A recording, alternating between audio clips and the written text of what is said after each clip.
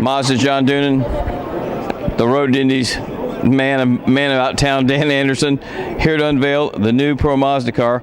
Dan, take us through the whole step here. It's the first new car since 2004 is the car that this is replacing. It will be in its 13th season this year.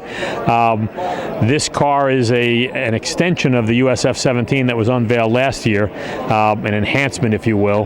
But the old car actually did a great job too. It produced a lot of champions, a lot of guys that are in IndyCar right now came through Pro Mazda. Graham Rahal, Marco Andretti, James Hinchcliffe. A lot of the drivers cut their teeth on the original Pro Mazda. So we hope to do as good or better job than that. This new car is built in Italy by the Tatis Race Car Company, a tremendous manufacturer of Formula cars all over the world. They also build our USF 17, and as I said, this car is basically the USF 17 with aero enhancements, bigger wheels and tires, 100 more horsepower, different engine cover, different diffuser. All right, speaking of engine horsepower, this thing is this comparable to any car that's running anywhere right now, Johnny, as far as power-wise, or you're giving it more power than it's had in the Mazda engine? Well, we're certainly giving it more power than the USF 17 engine. Same engine, frankly, but working with Elite, Steve Knapp, and Logan Knapp, we believe that this new package with more power, more aero, is going to give drivers a chance to be able to work with an engineer deeper, the kind of thing they're going to need at the Indy Lights level and certainly at the Verizon IndyCar Series level. And frankly, what's happening in the Mazda Road to Indy, I think Dan and myself and all of our staffs continue to pinch ourselves about what we're accomplishing here.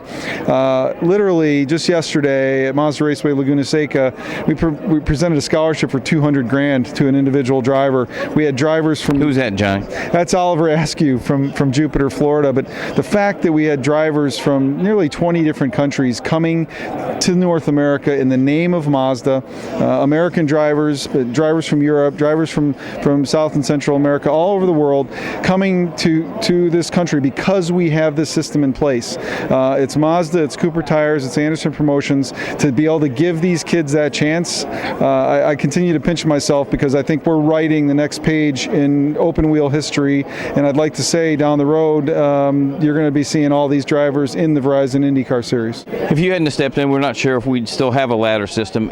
Are you happy the way things are going? The new Lights car it came out last year. It looks great. Are you getting more interest? Is it affordable enough for these guys? Racing is always a financial challenge for kids, and as you well know, sometimes the fastest kids are the most budget challenged. So there's not a lot we can do about that. We have designed all three cars to be more affordable on the operating side. This car and the car below it, the USF 17, are based on the Formula 4 model worldwide. FIA has price controlled all the spare parts on that, and we took that model and enhanced it by improving the brakes, improving the aero, a bit more horsepower, bigger tires. So we think we have like a super F4 car for a price that's almost F4. It's the design of the whole concept is to allow teams to put kids in the cars who may not have enough money to race in a very expensive series. How much does it cost for the whole season, and how many races do they get?